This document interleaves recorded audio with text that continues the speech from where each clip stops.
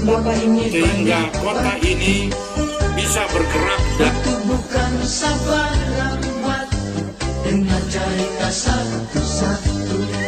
jadikan Batu dua desa ini menjadi desa batu kapiri, tahun ini mampu kita pertahankan sampai dengan akhir COVID-19 ini, dan kita keluar sebagai pemenang.